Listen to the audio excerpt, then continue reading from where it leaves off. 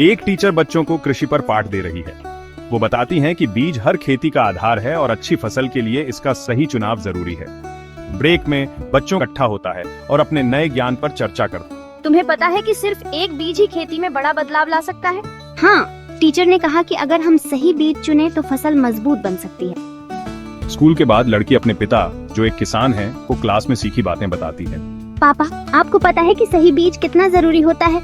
बेटा, हम तो वही बीज बोते हैं जो दुकानदार देता है, पर पिछले साल फसल अच्छी नहीं हुई, काफी नुकसान हुआ।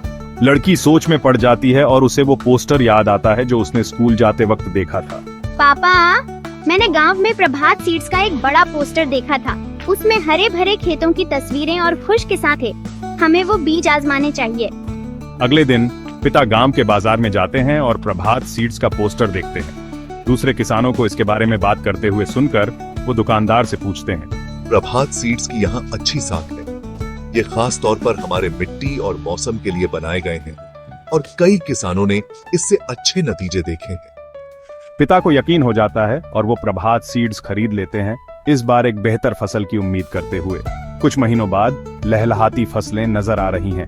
पिता अपने खेत में मुस्कुराते हुए चलते हैं, अपनी सबसे अच्छी फसल को देखकर खुश होते हैं। क्लासरूम में वापस टीचर अपना पाठ एक प्रेरणादायक संदेश के साथ समाप्त करती है। बच्चों, आप सभी कृषि का भविष्य हो।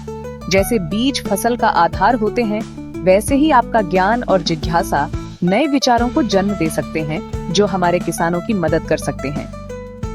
आज के बच्चे कल के नेता हैं। कृषि के बारे में सीखकर वे हमारे भविष्य को बदलने की ताकत रखते हैं।